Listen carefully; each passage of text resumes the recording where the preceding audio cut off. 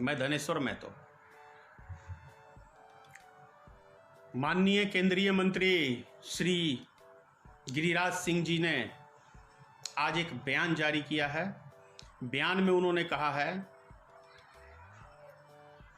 कि corona virus से भी ज्यादा खतरनाक है भारत की जनसंख्या।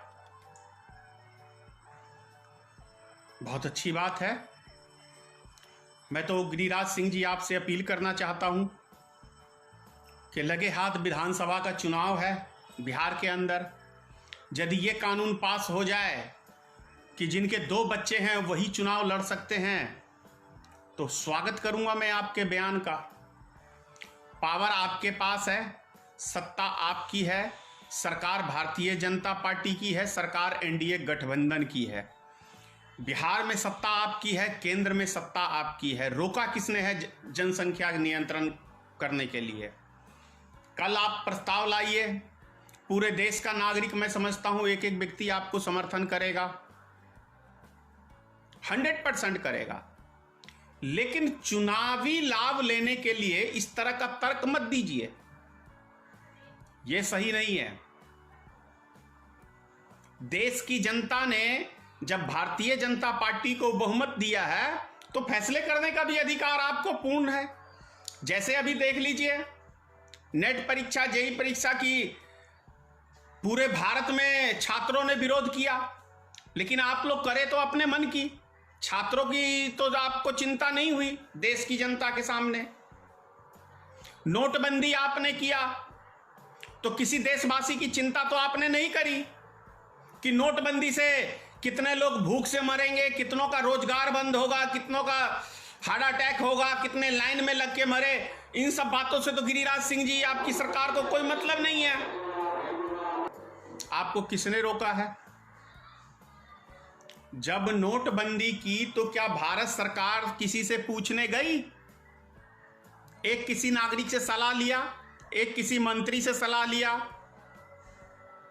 या एक विपक्ष के नेता से सलाह लिया? नहीं लिया, जरूरत नहीं समझा। 8 बजे रात्रि को आके प्रधानमंत्री जी ने घोषणा कर दिया, पूरे देश की जनता ने समर्थन कर दिया ना। उसके बाद जीएसटी जब प्रधानमंत्री लाने गए तो आपको याद होगा 12 बजे रात्रि को जीएसटी पास किया गया देश के अंदर। देश के नागरिकों ने स्वागत किया, कर दिया ना। धारा 370 कर दिया ना, 53 तलाक का। तो ये उसके बाद अभी कोरोना वायरस के अंदर 3 महीने आपने पूरा सील, सबको लॉकडाउन रूम के अंदर बंद करने का काम किया।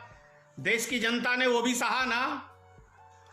तो ये 56 इंच की जुबान अभी निकालने की क्या जरूरत थी गिरिराज सिंह जी?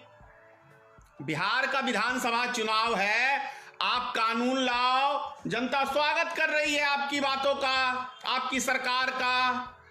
हम लोग तैयार हैं।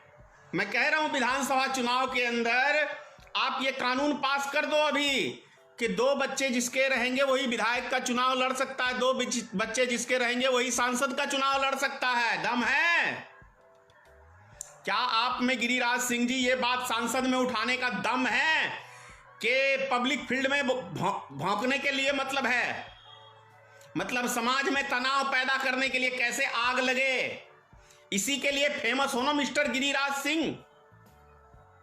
काम धंधा तो है नहीं, कैसे समाज में हम तनाव पैदा करेंगे, कैसे समाज को बांटेंगे, यही बयान होता है ना हमेशा। मंत्री बने हो, मंत्री की गरिमा समझो। मंत्री का काम है जो भी बात है सदन में रखे, सरकार के नजदीक आप रखें। आप सरकार में हैं, आपकी जवाबदेही है। आपकी आलतू फालतू बात रोड पे, चौक चौराहे पे सब शोभा नहीं देता मिस्टर गिरिराज सिंह। ना ही अब प्रधानमंत्री जो 56 इंच की तरह, कैंची की तरह चर चलती रहती है ना, ये शोभा नहीं देता है। प्रधानमंत्री को देश की जनता ने पूरे विश्वास से काम करने के लिए चुना है। वो मन की बात सुनाते सुनाते जनता बोर हो गई है, इसलिए 10 लाख लाइक कर दिया। तो तो विदेश वालों का नाम लगा रहे हो। और जब विदेश के अंदर मोदी मोदी का वो होता था तो क्या बोलते थे कि मोदी का डंका देखो विदेशों में भी बोझ रहा, तो मोदी का डंका नीचे चला गया विदेश में, खुद ही चितवी मेरी पटवी मेरी। तो ये सब बातें शोभा नहीं देती है।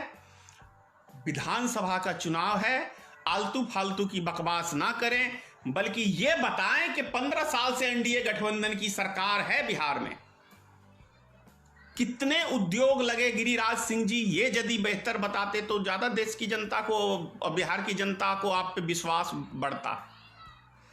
यदि ये बताते कि 16 सरकारी चीनी मिल जो लालू जी के टाइम में बंद हो गया था उस सबको हमने चालू कर दिया, एक का भी नाम बताएंगे कि फलाने जगह का मिल चालू किया नहीं किया। जूट मिल और पता नहीं कौन कौन सी मिल, तमाम तरह के कारखाने जो बंद पड़े थे उनमें से कुछ चालू हो जाते तो कुछ बिहार की जनता का भला होता गिरिराज सिंह जी। और आप तो क्या कहते हैं, अभी पीछे मैंने एक बार आपका और एक देखा था कि बिहार में सबसे ज्यादा गाय की फैक्ट्री लगाई जाए, दूध भी देगी और जब दूध नहीं देगी तो बेहतर पैसा देगी, मतलब तब कत्ल खानों में गाय को बेच के बेहतर पैसा देगा। यानी कि आम के आम और गुटलियों के दाम, दोनों चीज आपने सुझाव दिया था, अच्छा है सुझाव। और ये चीज मोदी जी भी कर चुके हैं।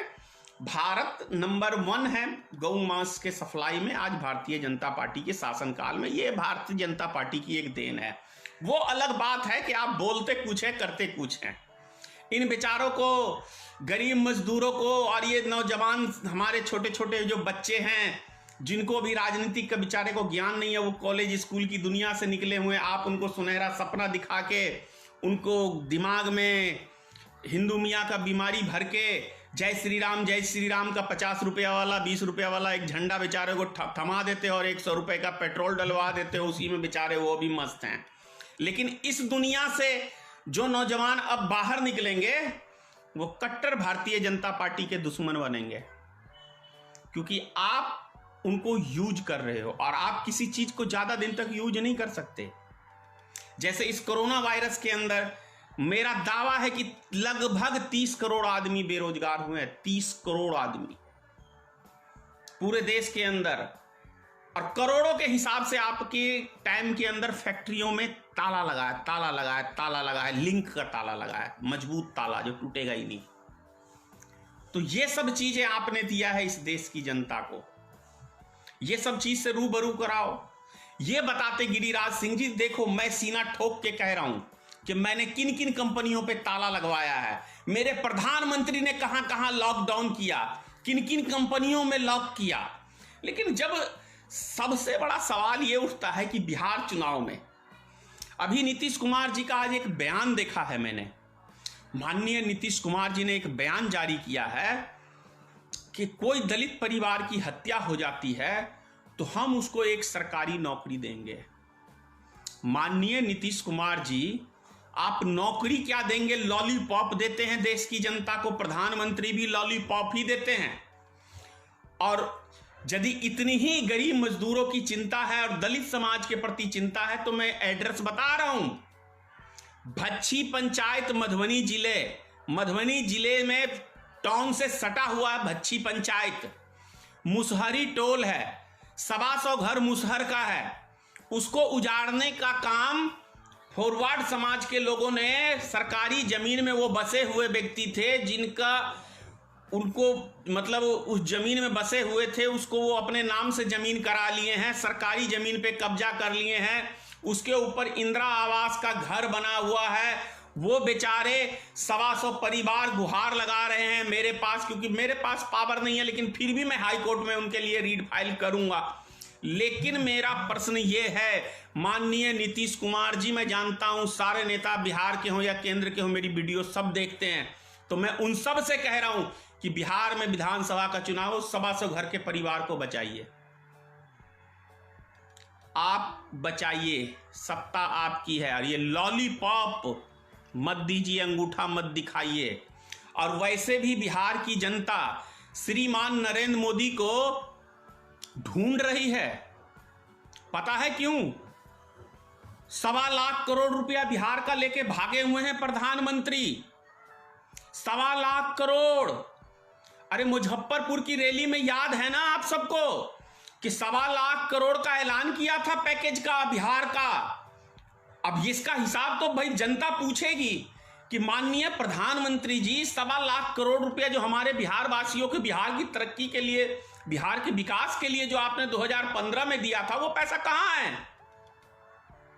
1.25 लाख करोड़ वो हो गया, 20 लाख करोड़ अभी जो आपने ये कोरोना वायरस में जो मतलब घोषणा किया था, फिर क्या कहते हैं 76 लाख करोड़ रुपया वर्ल्ड बैंक से जो आपने इस देश की नागरिक के लिए लिया था, तो मिला जुला के करीब करीब ये बनता है कि 1.25 लाख रुपया, कम से कम 15 लाख तो चलो हम लोग माफ कर दिए मोदी जी आपको, 15 लाख आप रख लो, लेकिन जो हकीकत में आपने इधर जो लिया है, वर्ल्ड बैंक से लिया है, लोगों से चंदा इकट्ठा किया है, और भी कई तरह की संपत्तियां, 176 करोड़ रुपया रेलवे से लिया है, LIC से लिया, मतलब तमाम संस्थाओं से आपने देश के नागरिक के भलाई के लिए जो पैसा लिया है प्रधानमंत्री जी, ये पैसा का तो हिसाब हम लोग पूछेंगे ना आपसे। और पूरे, मैं समझता हूं पूरे बिहार की जनता पूछेगी, क्यों नहीं पूछेगी? आप ही ने कहा है कि जनता को पाई पाई का हिसाब देना हमारा काम है, तो बिहार की जनता, देश की जनता आपसे सवाल पूछ रही है मोदी जी कि इतना सारा पैसा आपने कहां कहां, हम लोग को तो 1 रुपया आज तक बिहार की जनता को कहीं किसी को कुछ मिला नहीं। अगर 20 लाख करोड़ का हिसाब देखें तो मैंने उस दिन बताया था 15,000 रुपए पर आदमी, और यदि 15 सदस्य हैं किसी, ये 5 सदस्य हैं किसी के, तो 75,000 रुपए उसके घर में आने चाहिए। और फिर वर्ल्ड बैंक से आपने 76 लाख करोड़ रुपया लिया है, तो वो 76 लाख अगर मिला दें तो लगभग 1 लाख रुपया पर आदमी को अभी भी हिस्से में आ सकता है मोदी जी। तो हर व्यक्तियों के खाते में, बिहार विधानसभा चुनाव है, हर व्यक्तियों के खाते में 1-1 लाख रुपए मोदी जी डलवाइए, तब ना बिहार की जनता आपको वोट देगी। कि सिर्फ ठेंगा दिखाइएगा चुनाव के समय में, घोषणा करिएगा, उससे आप वोट लेंगे? बोलो बिहार की जनता भाई, हमारे भोले भाले बिहार के भाइयों बहनों, आप ही बताओ कि आपके नाम पे श्रीमान नरेंद्र मोदी ने वर्ल्ड बैंक से 76 लाख करोड़ रुपया लिया है। अभी 20 लाख करोड़ का कोरोना वायरस में घोषणा किया था, उससे पहले बिहार विधानसभा में आपको 2015 में घोषणा किया था, क्या कहते हैं ये 1.25 लाख करोड़ रुपए का। तो इतना पैसा हम लोग का मोदी जी, चलो विदेश का काला धन सारे इनके नेता ही बांट के खा गए, उससे कोई बात नहीं है, उनको छोड़ दो, विदेश का काला धन सारा मोदी जी आप ही रख लीजिए, लेकिन कम से कम ये पैसा जो वर्तमान में ताजा ताजी टटका टटकी है, इस पैसे का तो हम लोग हिसाब मांगेंगे ना मोदी जी, दीजिए हमारे बिहार वासियों को। और वैसे भी अभी बेरोजगारी है मोदी जी, बेरोजगारी है, कम से कम 1-2 साल का खाना खर्चा चलेगा। और हाँ, खाना खर्चा के नाम पे याद आ गया श्रीमान नरेंद्र मोदी जी, आपने तो कहा है कि हम नवंबर तक ही अनाज देंगे 5 किलो मुफ्त का, यानी 2 महीने और दीजिएगा आप। उसके बाद यदि ये कोरोना वायरस, तो ऐसे हर दिन क्या कहते हैं, कभी 75,000, कभी 76,000, कभी 82,000 बढ़ रहा है प्रत्येक दिन। तो जब उसके बाद क्या करेगी देश की जनता? आत्मनिर्भर बनेगी। आप यही बात कह दोगे लास्ट में कि आप आत्मनिर्भर बनो, अब हम कुछ नहीं, अब इलेक्शन खत्म हो गया, अब हम आपको ठेंगा दिखाते हैं, उंगली दिखाते हैं, क्योंकि अब हमें बंगाल के चुनाव की तैयारी करनी है, यूपी के चुनाव की तैयारी करनी है, और कई राज्यों की, 4-5 राज्यों में अगले साल चुनाव है, उनकी तैयारी करनी है। तो ऐसे में तो मोदी जी काम नहीं चलेगा ना।